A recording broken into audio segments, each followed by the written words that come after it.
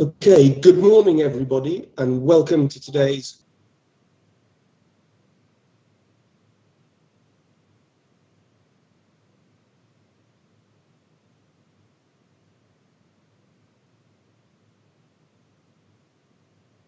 or SDG.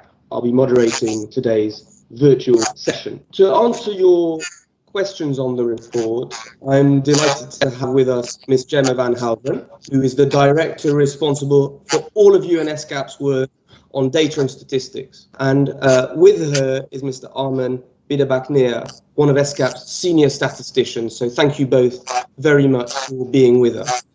Gemma will begin by providing an overview of the SDG Progress report's key findings before we move on to a Q&A. You can ask questions during the presentation and while the presentation is ongoing through the YouTube and Facebook channels, to which there are links on the UNESCAP website. Or you can send us an email at escap, escap-scas, SCAS at un.org, and those links are also on your invitation and on the SDG website. You'll collect your questions and put them to Gemma and Armen at the end of the session. So Gemma, without further ado, over to you, and thank you very much for taking us through the findings of the report. Thank you very much, Paul. I'll just switch over to our presentation. And good morning to everybody. Ladies and gentlemen, Sawadee Ka. Welcome to the launch of the Asia Pacific SDG Progress Report 2020. It is an honour to be speaking to you today, wherever you may be, for this virtual launch of first in ESCAP's 70-year history. Can I start with a few words about the unprecedented times we are in? The COVID-19 pandemic is certainly placing all of us in very uncharted waters. Here at ESCAP, your safety and everybody's safety is of paramount concern. This launch is therefore brought to you virtually from our homes in Bangkok and here in Australia. The launch will be in two parts, a 20-minute presentation followed by an hour of question and answer, as Paul said. We are streaming on both Facebook and YouTube. Please log on to Facebook and Google now so you are ready to ask questions. Ladies and gentlemen, colleagues, friends, today is a very special day. Today we are launching the fourth Asia Pacific SDG Progress Report. As we start the decade of action for the goals, how well is Asia and the Pacific faring? Are we on track to meet the ambitions of the 2030 Agenda for Sustainable Development? Just a very quick refresher about the 2030 Agenda and its 17 goals. Agreed to by countries in 2015, the 2030 Agenda is a plan of action for people, the planet and prosperity. At its heart are the 17 Sustainable Development Goals, or SDGs, for poverty, for inequalities and for climate action. 2020 marks the start of the decade of action for achieving the ambitions of the 2030 Agenda and its heart, the 17 goals. As we embark on the decade of action for the global goals, where does Asia and the Pacific need additional effort? Where is momentum for future progress already happening? And where should collective efforts be targeted? Using global data, the Asia Pacific SDG Progress Report addresses these three questions. It is a data-driven source of evidence for you to use in planning, in decision-making, for collaborative efforts, for people, for planet, for prosperity. And the 2020 report is a collaborative UN effort, and I sincerely thank our partners, UNFPA, UNICEF, UNESCO, ILO, and UNDP for their partnership. So what does the data say? The report is the region's yearly pulse check, and the reading is clear. If we continue business as usual, we will miss the ambitions of the Sustainable Development Goals by 2030.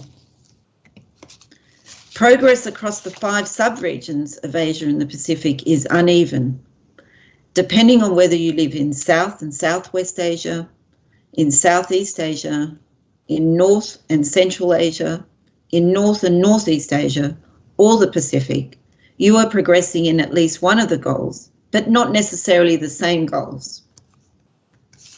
Most alarmingly, environment-related goals are not on track. The region must accelerate action and reverse current trends on climate action and sustainable consumption and production. And finally, the lack of effective communication and demand for data and indicators undermines the monitoring of progress towards the goals.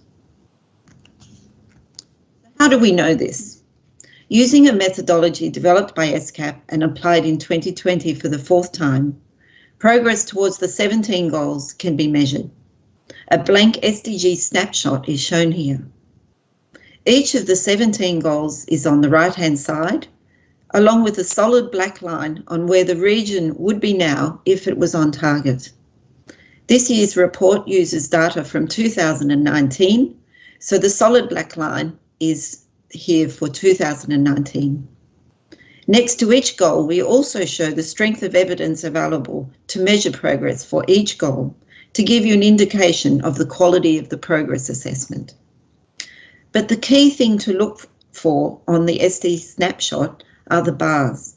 How close to the target of 2019 in this year are the bars?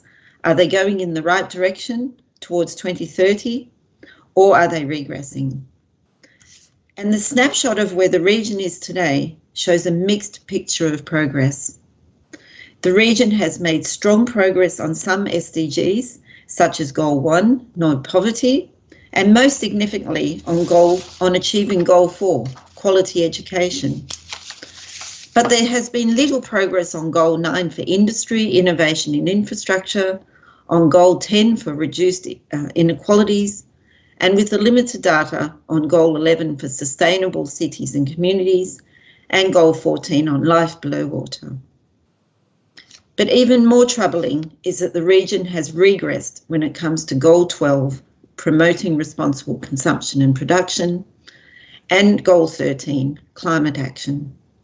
For these goals, business as usual in the Asia Pacific will not be enough to achieve the goals by 2030. In fact, the Asia Pacific region is not even moving in the right direction for these goals. Here are the same results, but displayed with a traffic light approach many of you are familiar with.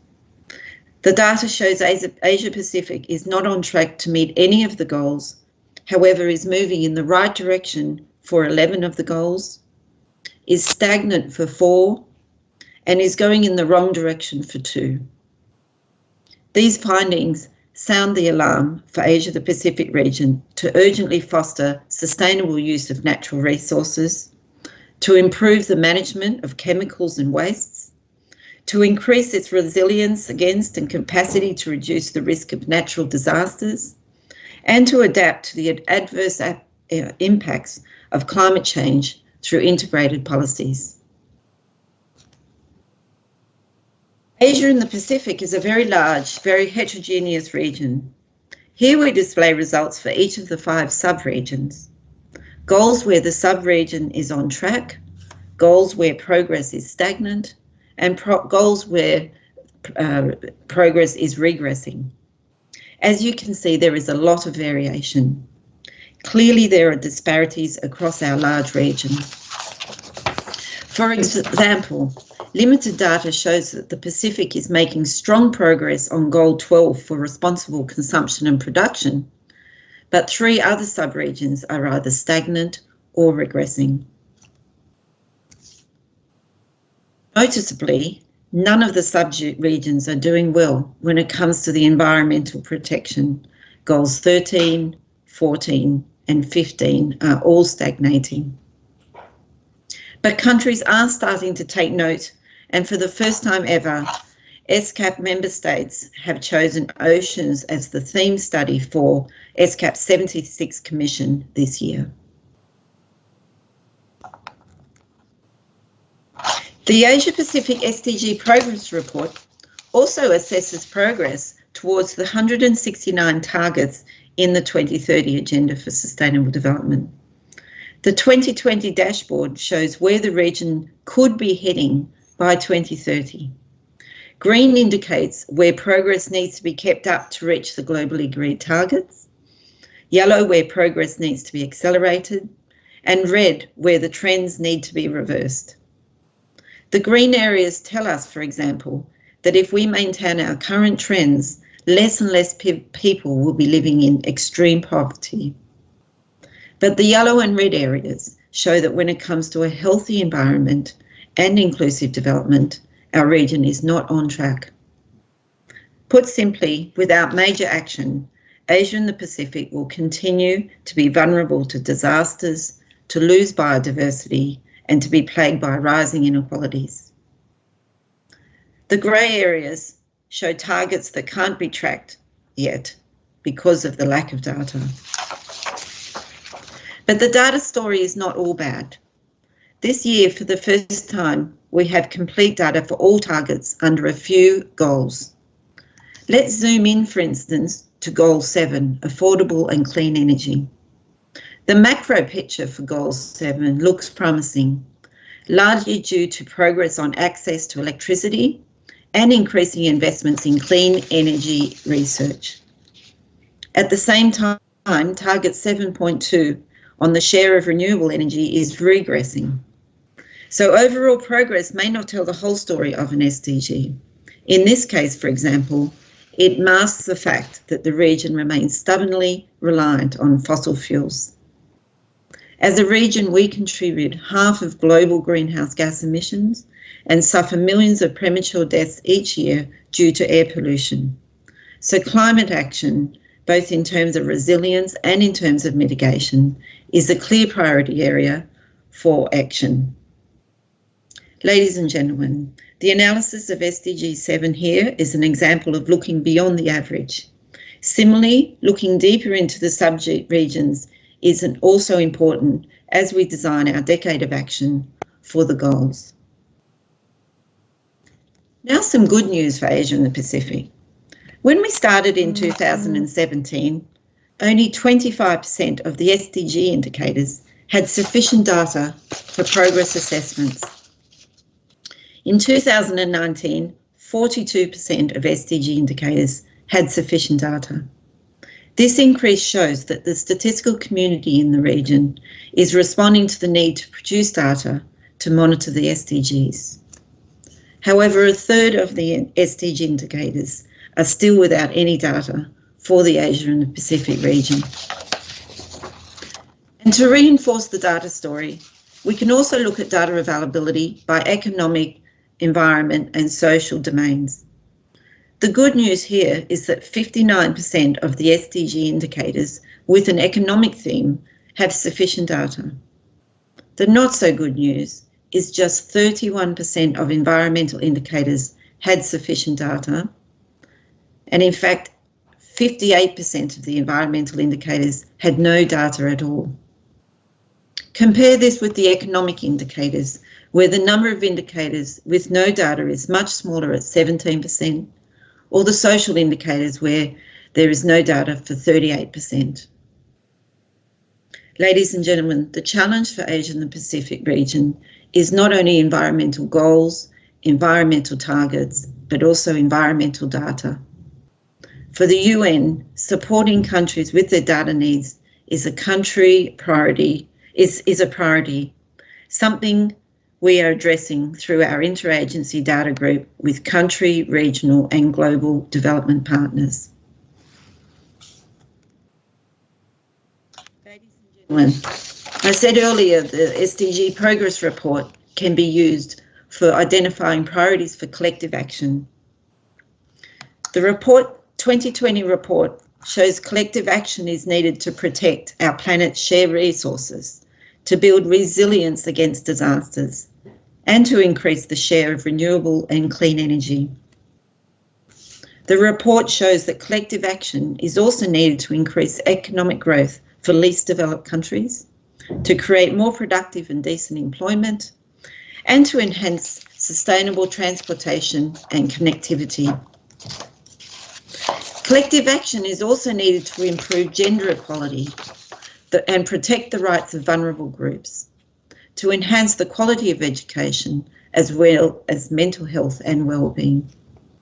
Finally, collective action is needed to navigate policy with data, to leave no one behind, to advocate and communicate the importance of data for development, and to invest in statistics for evidence-based policy and decision-making, so that we can measure what matters and can monitor progress towards the 2030 Agenda for Sustainable Development.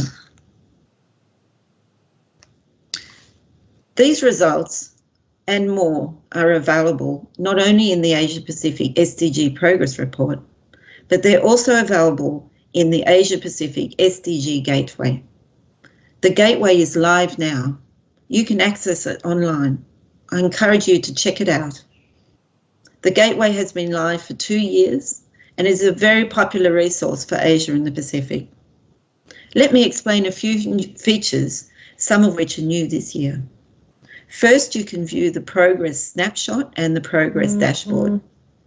The snapshot and dashboard can be viewed for Asia and the Pacific, or for subregions such as North and Central Asia. We have also included other regional groupings such as ASEAN and countries by income groupings. You can obtain a copy of the SDG report launched today. You can access country profiles. These are profiles for each country based on the global SDG indicators. You can access SDG Data Availability assessments for the region and for each country. The SDG Gateway has a wealth of information and I highly recommend it to you. To conclude, thank you for your attention today, for joining us to launch the Asia Pacific SDG Progress Report 2020. The report and the SDG Gateway are resources for you, for dialogues like the ones we are having today, like the dialogues being held in SDG coordination committees, like the dialogues being held for common country assessments and national development strategies, like dialogues on how well countries are going in meeting the ambitions of the 2030 Agenda. The report and the Gateway is a resource of evidence. It can be used to set the scene, to paint a picture in presentations, in reports, in lectures, and to identify collective actions as we have done here today. The report and the Gateway are resources for accessing the global SDG data for you, for your regions of interest, for where you live, for comparisons. Ladies and gentlemen, thank you for your attention today. As I said at the start, we have allowed ample time for questions and answers, and I now hand over to our moderator, Mr. Paul Bunsell, to take your questions. Kapkunka.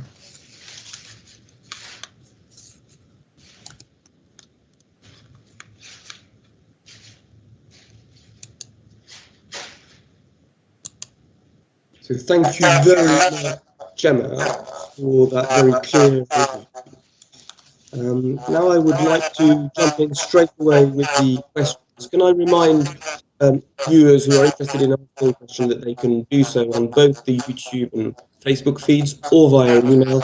Please try and state your name and the organisation you work for when asking a question. Thank you.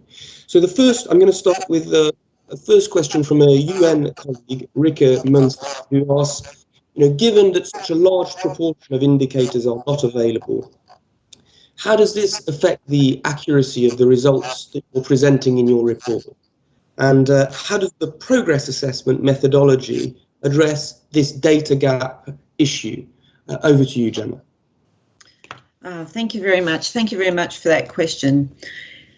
So as we see, in Asia and the Pacific, we have now 42% of the global indicators have data available for our region. And we, in order to be able to undertake this assessment, we gather our data from the global SDG database, and we identify data where there is 2 time points, at least 2 points of time where we can measure progress. And we give you the accuracy bar against the global, each of the goals on the snapshot that shows you our confidence in being able to measure progress for that goal.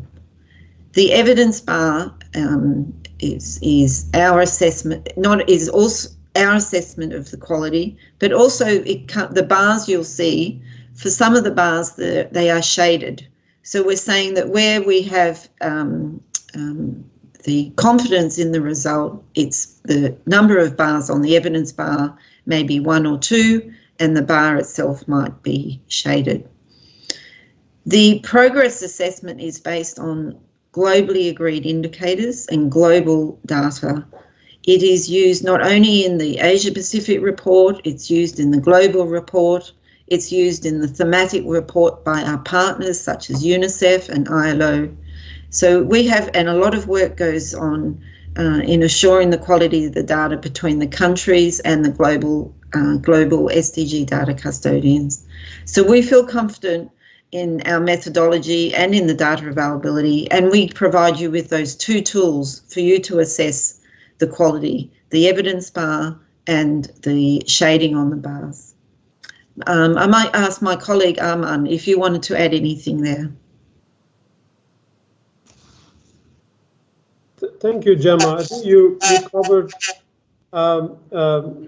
quite a few of the measures you're taking to fill in the data gap. If I may, I can also add that we're trying to supplement the evidence in cases where under a target there's absolutely no indicator. We're trying to use other indicators from the international agencies, and we have widely consulted that at the regional level with our partners. So for those targets, we are using supplementary indicators to make sure we are filling the gap as much as we can. In addition to that, the methodology accommodates for using the disaggregated data when available to make sure that we are incorporating the leave no one behind aspect of the SDG in our measurement. But of course, at the end of the day, we can be as accurate as our data allows us. And every year we are updating the progress picture of the region when new data becomes available.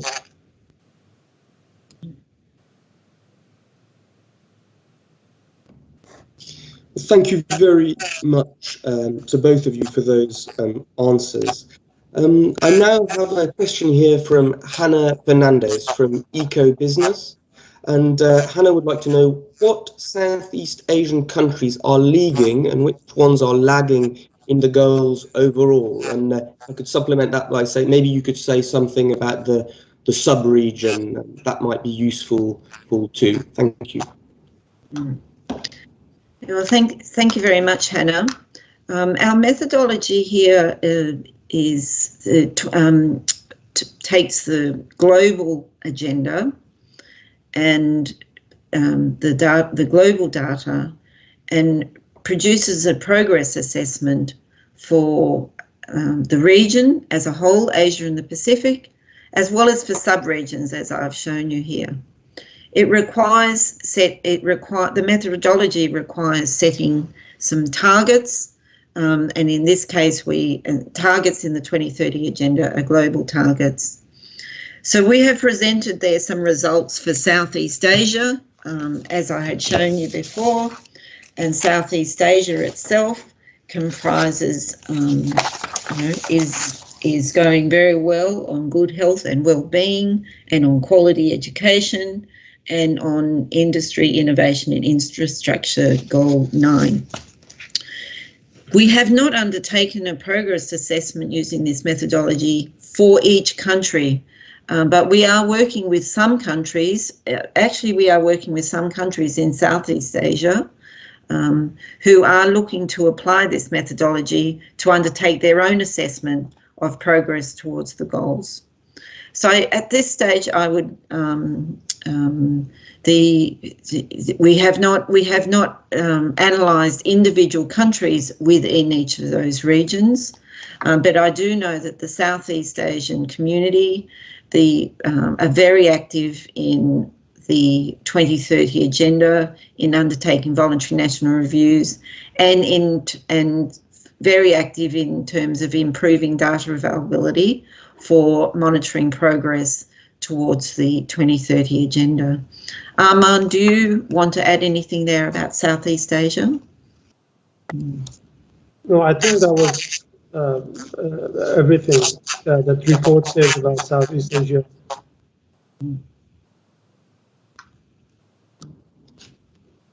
Thank you very much for those clear answers. Now, I have a question coming in from another colleague in the United Nations who would like to know what further steps should be taken to accelerate progress and build on the momentum in the areas where some progress has been achieved.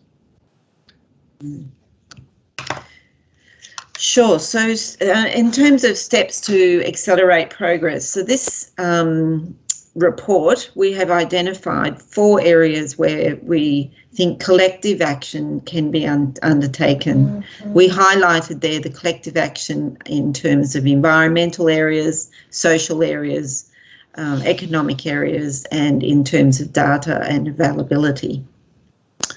I think the report, if you read the report and look at both the dashboard and the snapshot, you can identify areas where particular targets may need to make more progress. For, if you recall, in terms of collective actions around social domains, we talked about improved inequalities, strengthening health and well-being, particularly mental health and well-being, and in quality education. So I think this is an area where if you look at the dashboard, there's some, the targets are identified there to see where further progress could be taken. On the data and availability, the data one, certainly the story around data has improved immensely since 2017, but we're still seeing large gaps around environmental data. So I think coupled with policy actions around environmental goals and goals and targets, coupled with actions around environmental data, would be one area I think that as we move towards the decade of action, progress can be made. Armand, did you want to add in there? No, thank you. Thank you very much, Gemma. So on the, again on the subject of data availability, Animesh Kumar from UNDRR says, encouraging to note that data availability has increased, but what is the progress for disaggregated data so that we can have more granularity in policy and action when addressing in particular vulnerable groups and supporting their needs? Yeah. Thank you very much for that question, and I might hand over to Armand for this, because he briefly mentioned earlier that we had included much more disaggregated data, but Armand, are you able to elaborate on that? Thank you, Gemma, and thanks for the question. It's a very good question. Actually, we producing this report for the last 4 years, as we see the number of indicators becoming available is increasing. At the same time, more and more disaggregated data are becoming available. Actually, last year we used less than 20 indicators with disaggregated data from the global database, but this year we are able to use around 27 or 30 indicators for which we have disaggregation either by sex or urban, rural.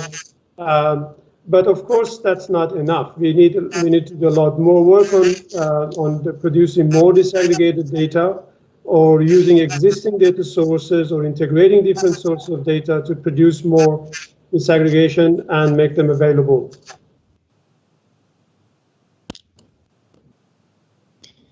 Thank you very much to both of you. And I have now a question from Alec Niasulu, again from the United Nations family. Do the disparities in progress across the subregions also reflect data disparities across the subregions? Look, I might actually ask Arman to do that. Do you have a snapshot of the data availability challenges across the different sub-regions, Arman? Yes, we actually I encourage our users to again check out the new gateway, which will provide you data availability not only at the regional level but also by country, where you can compare all countries against each other and against the regional availability. The disparity, I cannot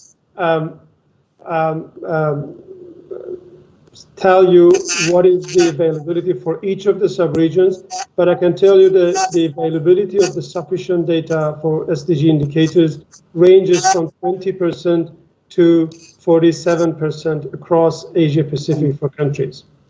It's very diverse, and it is also diverse across different subregions. Pacific has the least data indicators available in the region, but you can check more detail in our gateway.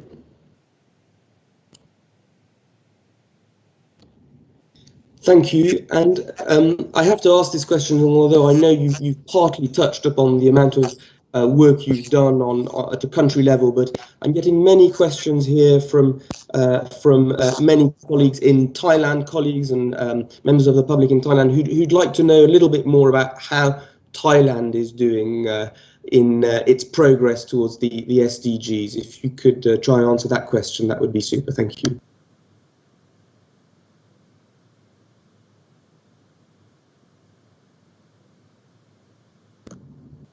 Sorry, I'm going to have to jump in here. Gemma, I think you have to unmute your mic, please. Yes, certainly. Thanks, Paul. Thank you for that question from your colleagues here in Thailand.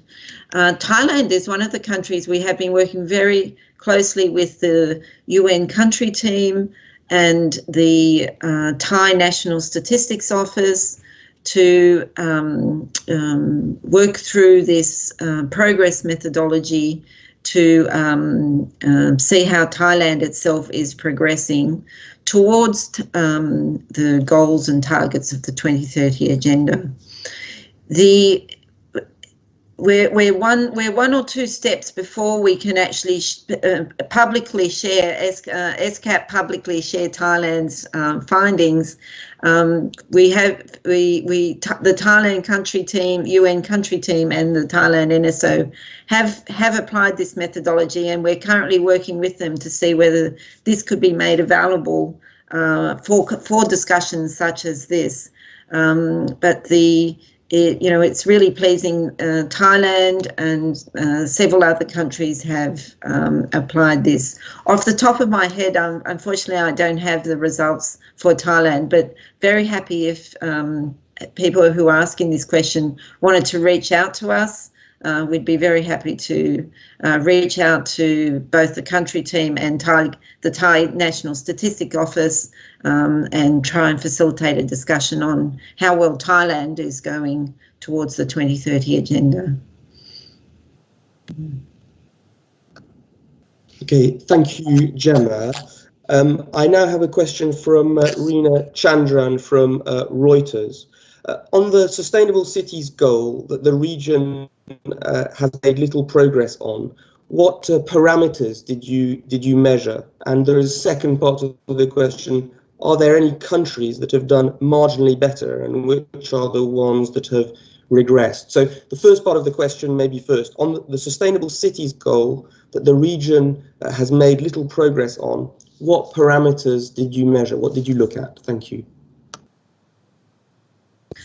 Yeah, thank you very much. So so the high level results for Goal 11, Sustainable Cities and Communities, is showing that the region is stagnating.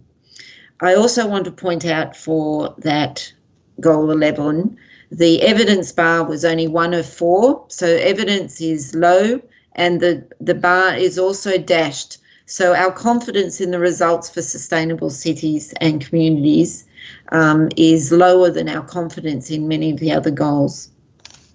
Now, the information that we used to assess progress towards Goal 11, there are 10 there are 10 targets in Goal 11, and we had data available for four of those targets. Target 11.1 on housing and basic services, 11.2 on public transport systems, 11.6 on urban air quality, and 11.5 on resilience to disasters. So the evidence that we used to assess progress for Goal 11 was around housing, public transport systems, urban air quality, and resilience to disasters. And of those four targets, the trend for housing and basic services for the region is green, progressing well. We can maintain it is, we need to accelerate progress for public transport and urban air quality, and we need to reverse trends on resilience to disasters. This was, if you recall, one of the areas where we spoke about collective actions in the area.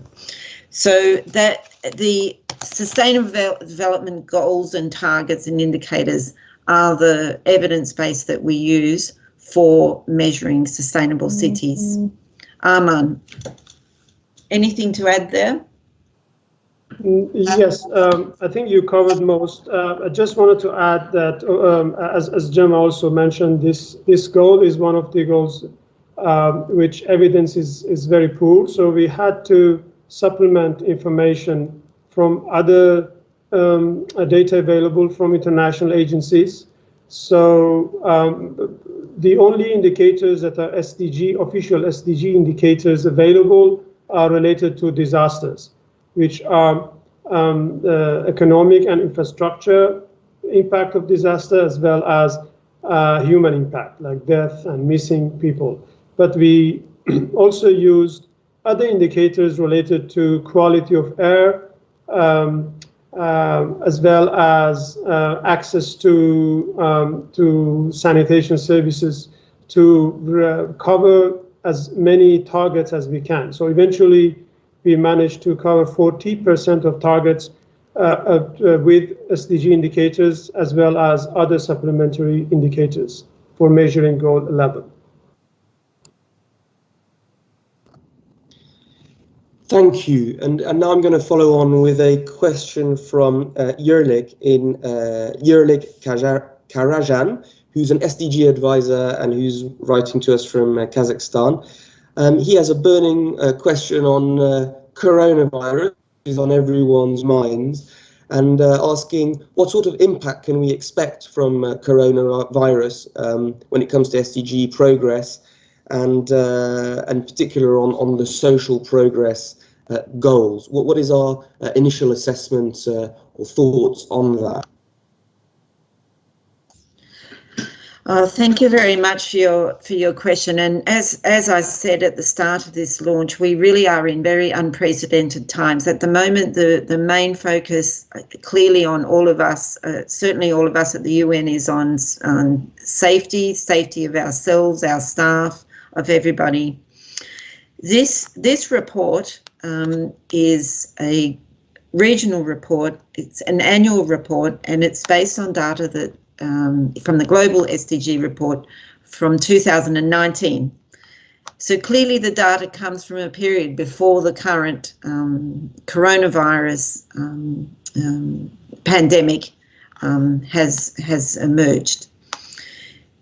We produce this report on an annual basis. So this report that's been released today, the findings are pre-coronavirus. Many of the indicators in this report are also annual or quarterly indicators, or some of them will be monthly indicators, like employment will be monthly indicators. So I think that it's at this stage that these findings are before any impact or any flow-on issues associated with the coronavirus. Having said that, there is a plethora of reports being produced about the impact of coronavirus, and SCAP ourselves are currently putting together a report about the impacts of coronavirus on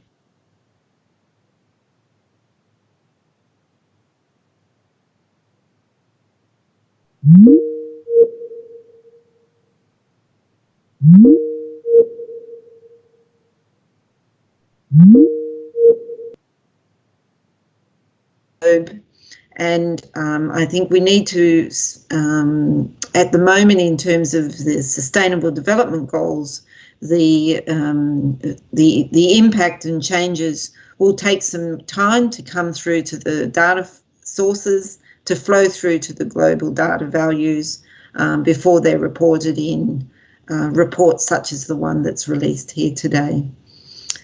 Armand, do you want to add anything there? No, thank you.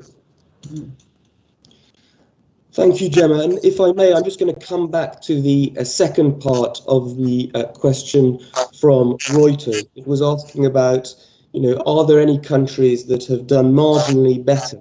And if so, which are the ones that have, and which are the ones that have regressed? Now, I know, you've already said a little bit about how you've approached breaking down the data by subregions, but maybe if you'd like to expand a little bit on that and point people to where they can get more data should they need to. Thank you. So yes, it is a very good question. Are there any countries in the region? How are those faring?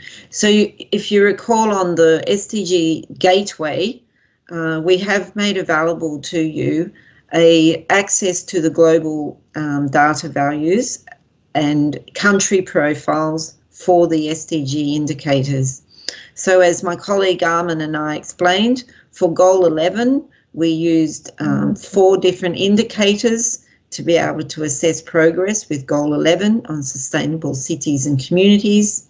You'll be able to go into the SDG country profiles for those indicators to see which countries are faring better, how progress for each of those indicators are going for those countries. So I don't have that information at my fingertips, unfortunately. If I suppose I could dive into the SDG Gateway, show you how to access the information, but I think given we're streaming virtually from Bangkok and from Australia over YouTube, just think we would encourage you to go and have a look rather than test the technology out with a live demonstration today of the SDG Gateway.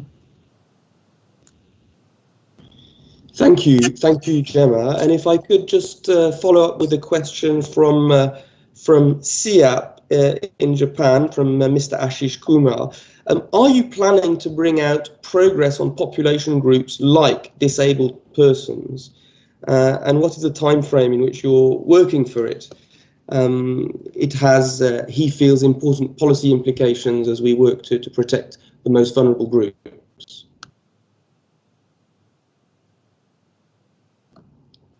I have to ask you to unmute again, Gemma. Thank you. Yeah, sure. Thanks very much for the question. So I'll hand over to my colleague Arman in a minute. But one of the challenges with the 2030 agenda is that it has not only 17 goals, 169 targets, 232 indicators to monitor progress towards the ambitions of the 2030 agenda.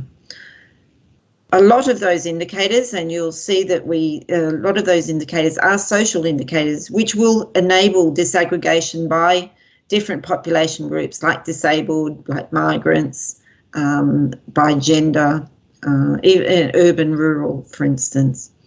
Quite a lot of the indicators, though, are environmental or economic, and they do not lend themselves naturally to disaggregation by population groupings.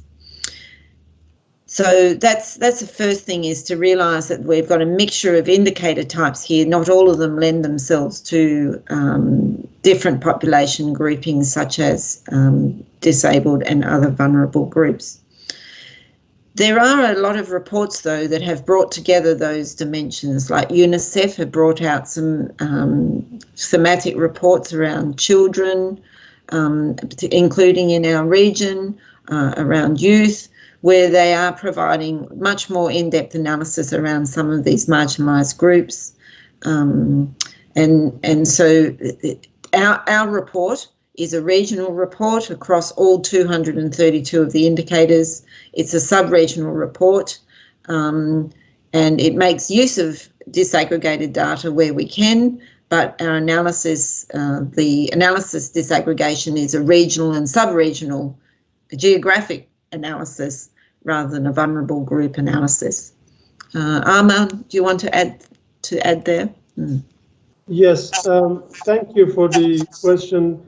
I would like to highlight first that this methodology provides us an approach which is applicable to any kind of geographical area or any kind of thematic area. We have applied it at the country level, at other regions, at a certain topic or certain goal as well with other international agencies. Therefore, it is applicable to assess progress for a certain subpopulation group. But the challenge, as Gemma mentioned, is availability of the disaggregated data. In particular for people with disability, actually we don't have any of the SDG indicators for which we have disaggregated data available for enough countries so that allows us to use this method to assess progress. But we're working with, for example, with our colleagues in Vietnam country team to see whether this is something we can apply on data for people of ethnic minorities, whether this is something we can assess progress of the SDGs for that population group. And it is applicable on other areas when data is available, and we're happy to work with our partners to do so. Thank you. Thank you to you both. And now I'd like to jump in with a question from Raj, who's writing to us from the Department of Skills and Development, Government of Karnataka in India. And he makes the important point that SDGs can be only achieved by an integrated approach. I think we'd all agree on that at the UN. The UN has many organizations working with various government departments in each country. So his question is, has the UN converged its agencies internally? And maybe you can say something about the coordination work you've done for this report. And also, is there a standard convergence format globally within the UN and with government departments? I'm guessing he means for data collection and then use. Over to you, Gemma. Thank you very much, Raj. And this is a very excellent question. The UN the Secretary General has is undertaking a rather major reform of the UN development system as we speak, and there is a lot more effort and a lot more commitment to taking integrated approaches. Let me just highlight two dimensions of the integrated word. The first one is this 2030 agenda. We have here an agenda that's integrated across people, planet, prosperity, peace, and partnerships. When the 2030 agenda was first released, the Secretary General referred to these 5 Ps. And we talked today about planet, prosperity, and people, but Goal 16 is also peace, and Goal 17 is partnership. So this is a very integrated development agenda. And it's reported globally and regionally like we are today with the Asia Pacific SDG report through an integrated lens across all of those pillars. This year's report here for Asia Pacific is also an integrated report across 6 partners.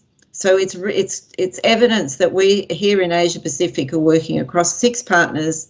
ILO, like I mentioned, UNICEF, ILO, UNFPA, UNDP, and UNESCO have worked with UNESCAP to prepare this report. But actually, it's a big effort across the entire UN system because there's over 40 global SDG data custodians, many who I haven't just mentioned, like IOM, and UN Statistics Division in DESA, who also contribute to this effort for the SDGs.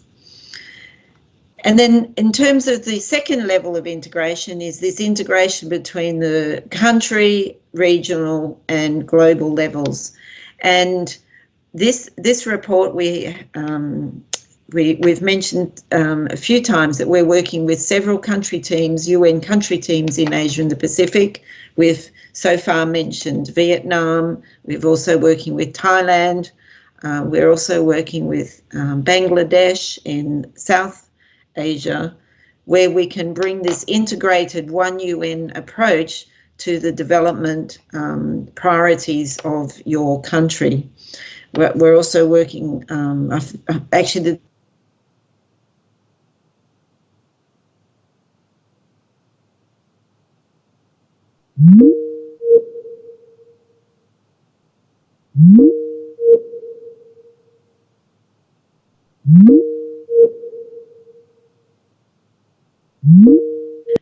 is becoming is growing, is strengthening, not only because it makes sense to do this, but also because of the Secretary General's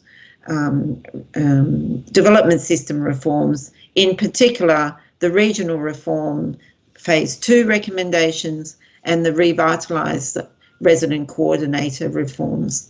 So I think we are seeing a much stronger integrated approach, not only across the development system because of the 2030 agenda, but also across the development partners and the development community because of the development system reforms led by the Secretary General of the UN. Thank you very much. I now have a question from Karen Gulick, who's from UNHCR, and she's asking, did your analysis look at the commitment to leave no one behind, particularly the forcibly displaced refugees and IDPs and stateless persons? But you might want to go broader than that on that in answering that question. Sure. Thank you very much, Karen. And look, I think for this one, I might ask Arman if he can articulate where we were able to look more deeply at those refugee groups and the internally displaced persons. Thanks, Gemma, and thanks for the question. As I mentioned before, in general, we have tried to make sure that to the extent that data is available, we include data on all vulnerable groups in our analysis. In particular, in the case of refugees and internally displaced population, these are actually two indicators that we have used as supplementary indicators in the lack of SDG indicators on certain targets to measure progress under Goal 16. So we have looked into that, and these are coming directly from the global custodian agency, and we're using for this analysis.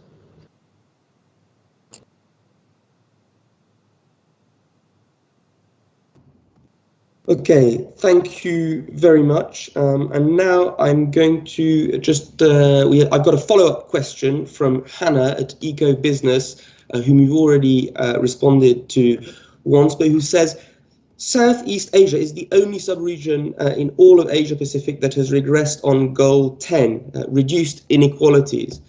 Could you comment on why that might be so? Or at least provide any comment on that trajectory. Thank you.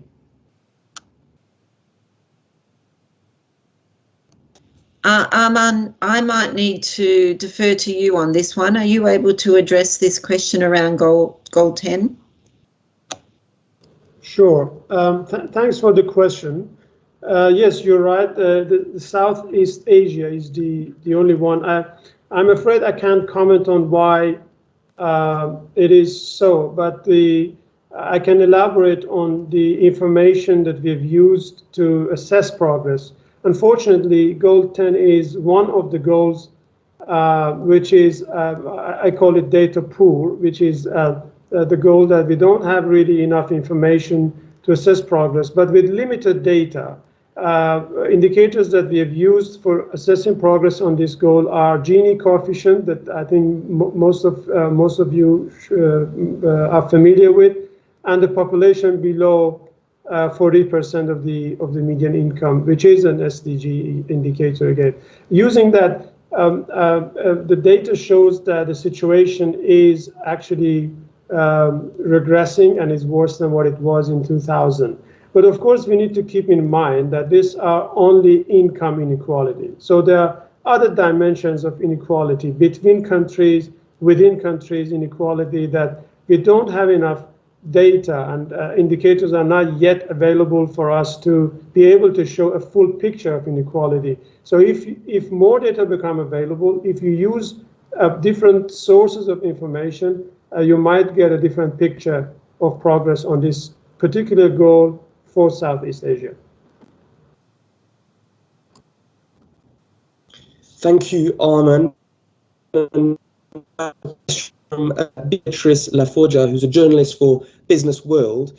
Again, a specific country question. How can you assess the Philippines' progress in achieving the goal?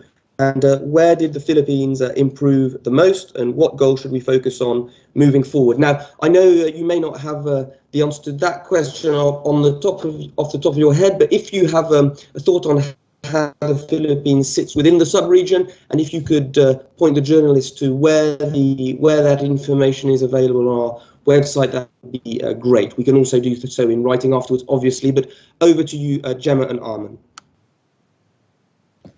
Yeah, sure. Thank you very much. Yes, so again, we can't sort of don't have at our fingertips the country profile for the Philippines, but we'd be very happy to.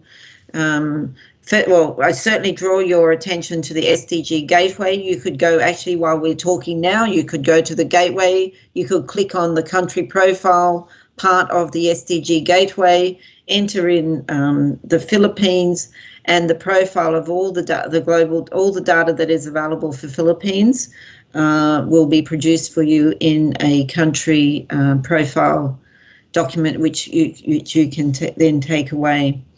I'd also encourage you to have a look at the Philippines have prepared at least 2 voluntary national reports on their progress towards the 2030 agenda. So I think coupled with the data story that comes from the country profile, with the voluntary national report that the Philippines government has prepared for assessing their own progress towards the 2030, you'll be able to get a sense of where the Philippines is putting their efforts, where they've made progress, and where more action is undertaken. Arman, do you want to add anything there? Just very briefly, I just want to highlight here that actually Philippines is one of the countries considering to apply the same methodology on their national data, and we're working closely with statisticians. But the best source, again, I echo what Gemma said, the best source to get information on where the country is on the SDGs is Philippines Statistics Authority. Could I also just add in there, the Philippines Statistical Authority is planning on holding an international SDG workshop or event or conference in the first week of September. I haven't discussed with them recently whether their plans have had to change as a result of the coronavirus. But if you are interested in what is happening with Philippines, the event in early September may be another source of information where you can reach out to Philippines Statistical Authority itself on their progress. Thank you. Brilliant, thank you. And now I have a question from Ivor Sebastian Samaniego, and they would like to know, does UNSCAP plan to use big data to supplement data gaps in the future? Or work with governments indeed to use big data in that way? Thank you. Sure. So the first thing to note about the 2030 agenda is that it's a country-led agenda, and the data which is used here today in our report and which is available in the SDG Gateway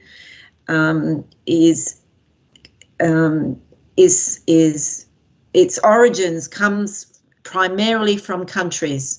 And there is many countries in our region who are making use of their survey and census data, they're making use of administrative data, and they're exploring the use of big data sources such as mobile phone data or satellite data for agricultural statistics. So our ESCAP starting position is to work with countries as part of this development agenda to encourage them and support them in their adoption and use of big data sources, not only for official statistics, but also for more broadly, but also for statistics that are then used as indicators for the 2030 agenda. The ESCAP itself is not producing any data for this report. ESCAP takes the data that is in the global SDG database that is managed by our colleagues in United Nations Department of Economic and Social Affairs in New York. They maintain a global database containing data that is supplied by what's called global SDG data custodians like UNICEF or UNFPA or the International Labour Organization, and those agencies are working closely with countries to also make use of big data. So there is a very strong push, a very strong desire, not only by countries to make use of big data, but also working with the global data custodians and development partners such as ourselves and the UN DESA in New York. They have a specific section in DESA called the Innovation Branch who manage the Global Working Group on Big Data and manage something called the Global Data Platform, where countries can be accessing big data for the purposes of improving data availability for their national systems, but also for the 2030 agenda. So a very, very long-winded answer there. Just wanted to highlight to you that the UN ESCAP is not producing any data for this report. We are using data that's already available, that's been produced by countries with global custodians and made available through the global and the regional SDG gateways for the purpose of analysis today. But we are seeing a lot of interest by countries and to make use of big data sources, particularly mobile phone data for human mobility and tourism statistics, as well as satellite data for agricultural statistics. Thank you. Thank you very much, Gemma, and I propose that we now, and Armin, and I propose that we now bring this session to a close. I think that's all we've got time for.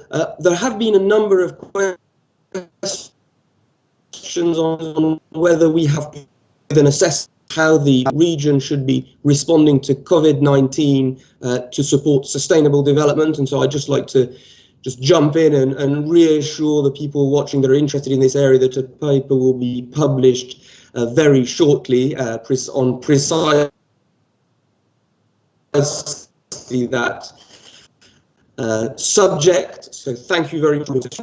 But you can still send those in via email to the address that will be shown on screen in just 1 second at ESCAP, ESCAP-SCAS, SCAS at un.org. So I think we're going to leave it there. Can I thank Jem and Armin once again for those questions.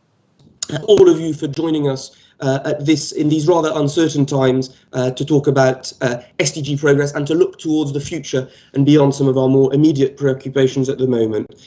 Gemma and Armin, can I hand over to you to say goodbye?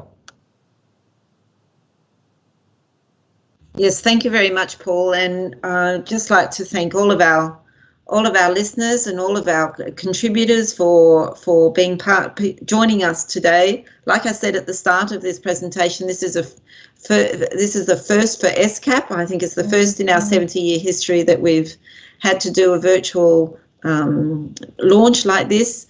It's very unfortunate that we had to do this virtual launch because of these very difficult and unprecedented times around COVID-19. So I would just like to say thank you for joining us, but please do stay safe and look after yourself in these very challenging times around COVID-19. And so from myself, Kapkan Ka, Armin, over to you. Well, thank you very much for joining us today, and stay safe. Thank you all, and goodbye from us. Goodbye.